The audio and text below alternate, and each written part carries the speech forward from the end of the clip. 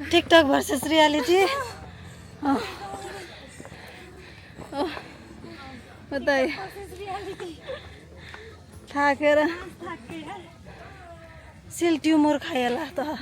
हामी कहाँ आएको बुढा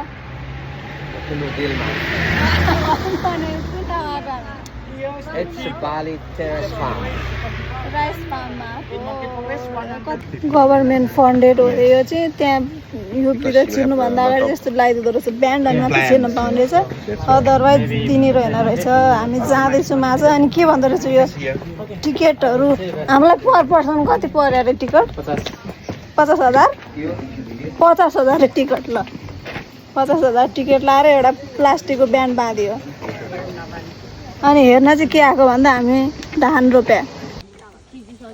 10,000 रे 10,000 लेख्दो रहेछ यो फोटो खिचेको यसमा बसेर फोटो खिचेको 10,000 ल हामी नेपालमा जन्मे मान्छेले धानबारी हेर्न आउनु पर्ने हो अब पैसा तिरी हामी नेपालमा जन्मे त्यो पनि गाउँमा हुर्केर बाख्रा चराको मान्छेले धानबारी हेर्न आउनु पर्ने फिस भ्याएको त पुरै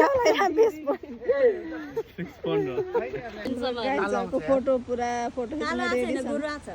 सबैभन्दा गएर चाहिँ तपाईँ हुनुहुन्छ उसलाई बिर्ता काला हुन्छ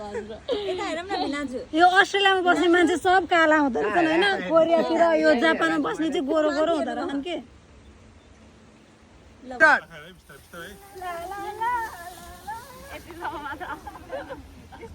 उदाहरण फर्केर आउने त होला नि के हो बिजी ट्राफिक एकदम धेरै बिजी ट्राफिक हुँदो रहेछ How much is the set or 100 600? Oh my god, 6 lakh रे यतिले यसलाई पुअर यहाँ यसरी लाख लाखको कुरा हुँदा त मलाई अर्कै दुनियाँमा गए जस्तो फिलिङ्स आइरहेको थियो बालीमा चाहिँ जता हेरे पनि नरिवलको बोटै बोट त्यो हेर्दा हामीले नरिवल पानी पनि यति खायौँ कि जिन्दगीमै नखाएको नरिवल पानी चाहिँ मैले यहाँ आएर खाएँ कि अनि मेरो पति परमेश्वरलाई चाहिँ मेरो भन्दा मेरो चाहिँ टेस्ट बेग्लै छ कि भनेर टेस्ट गर्नु पर्यो नरिवल पानी मनै नपर्ने मलाई पनि यहाँको नरिवल पानी चाहिँ बेस्ट लाग्यो है यता नरिवल पानीको इन्जोय गरिरहेकी छिन् मेरी साथी सरिता अनि यिनी चाहिँ मेरी बहिनी रश्मिता यसरी चस्मा लगाएर यो पोजमा नरिवल पानी खाएन भने पच्दैन रे कफी टेस्टिङको लागि आएको छौँ अनि कफी टेस्टिङको लागि यहाँ चाहिँ पुरा उहाँले भनिरहनु भएको कफीको बारेमा कफी टेस्टिङ है गाइस कफीको पुरा अनि यहाँ चाहिँ क्याटपो कफी पाउँछ अरे यही क्याटपोले चाहिँ कफी खाएर टोयलेट गरेपछि उसको प्रोसेसिङ गरेर भन्छ अरे अनि यिनी दिदीले चाहिँ भनिरहनु भएको छ कि प्रोसेस के हो भनेर कलङ्गल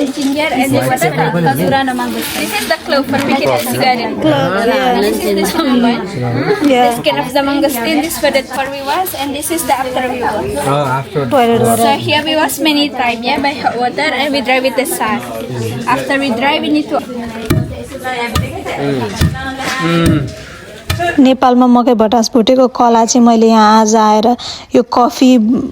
भुट्नलाई प्रयोग गर्छु भनेर मैले सोचेको थिइनँ गाइज यो आज मेरो नसोचेको इच्छा पुरा भएको छ क्यापुचिनो त सुनेको थियो तर त्यो डाँडामा लेखेको क्याटपोचिनो भनेर चाहिँ फर्स्ट टाइम मैले देखेँ अनि क्याटपोचिनो खान रेडी भएको यहाँ दुईटा अनुहारहरू देखिरहनु भएको छ अनि यिनी दिदीले चाहिँ के हो यो भनेर एक्सप्लेनेसन गर्दै हुनुहुन्छ सुन्नु है त thank you very much finally हाम्रो ब्युटिफुल दिदीले पनि कफी ल्याइदिन् हामीलाई डिफ्रेन्ट फ्लेभरको अब एक्सप्लेनेसन गर्ने अरे हामीलाई के हो भनेर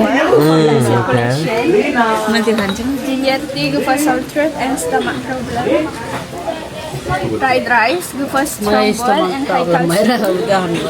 Cappuccino coffee. चकलेट चाहिँ त्यो कोकोबाट बनाएको हो Saffron coffee बनाएको छैन रे अलमोस्ट पुप भनेर भन्छ भाउजूले है त पुपी कफी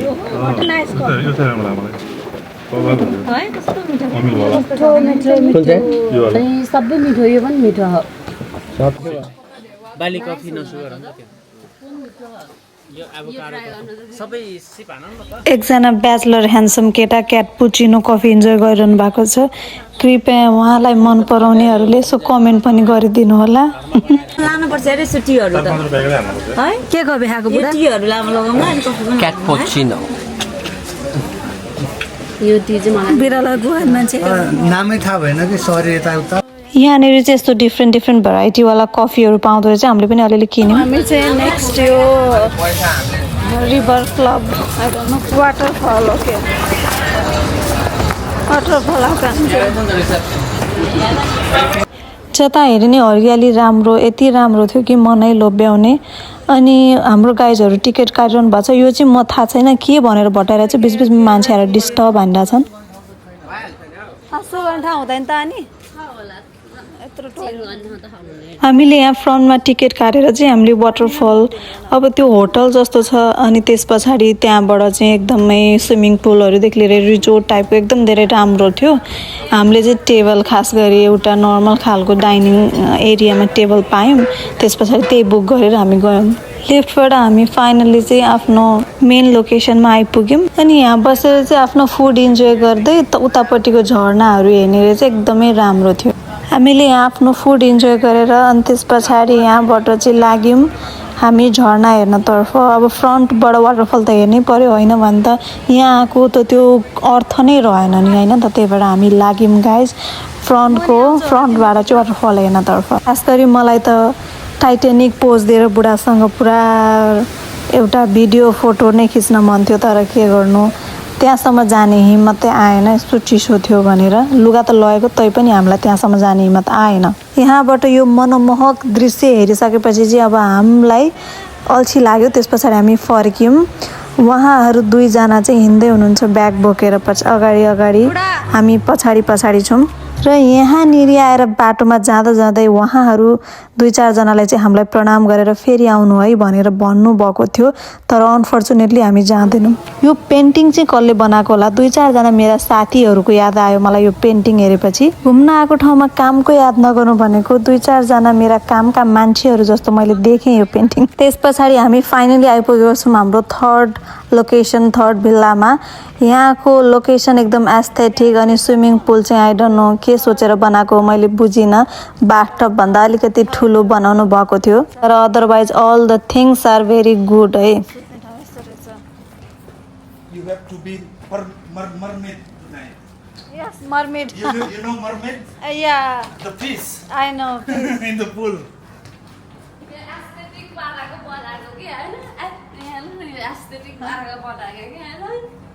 सामान तुमल थन्काएर त्यस पछाडि हामी जान्छौँ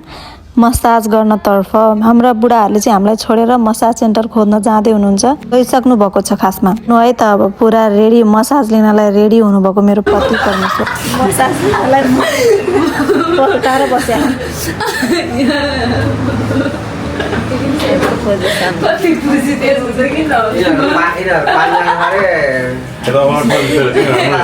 भित्रपट्टि 7 जना अट्छ एकजनाले फुट मसाज गरेको खोइ हेरौँ न प्याकेज हामी पनि 8 जना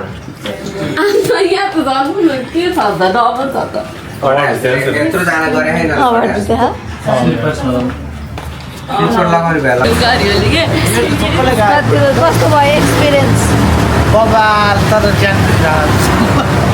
तर दुखा चाहिँ छैन है मलाई त तिमीलाई कस्तो भयो नि तिम्रो त मसाजै होइन र के हो तिम्रो ए मसाज गर्नुपर्छ मेरो बहिनी र मैले अनि मेरो साथी सरिता उसको बहिनीले नर्मल खालको मसाज लिग्यौँ होइन त्यस पछाडि उनीहरूलाई चाहिँ डिप टिस्यु मसाज चाहियो हाम्रा केटाहरूलाई र हेर्नु है त उनीहरूको reaction after deep tissue massage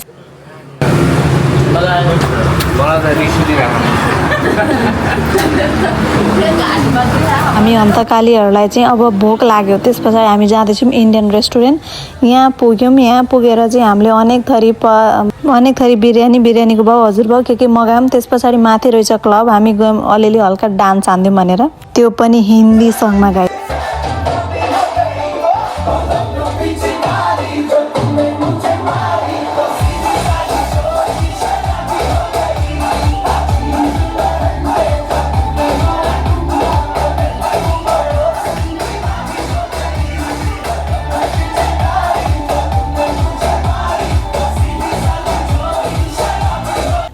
सबै कुरा सकेर खानासाना खाएर पेट भरेर पेट पूजा गरेर चाहिँ फाइनली हामी भिला ब्याक भएको छौँ र त्यस पछाडि मलाई देख्न सक्नुहुन्छ आफ्नो बचपन मनमा भएको बच्चालाई चाहिँ इन्जोय गरिरहेको छु म यता झुला झुलिरहँदा चाहिँ उता केटाहरूको गफ सकेको छैन उनीहरू पनि आफ्नो गफमा पुरा मस्त व्यस्त छन् र thank you for watching guys you on the next video झुलिरहेको छु भने उता केटाहरूको गफै सकेको छैन उनीहरू बिजी छन् so thank you for watching guys see you on the next video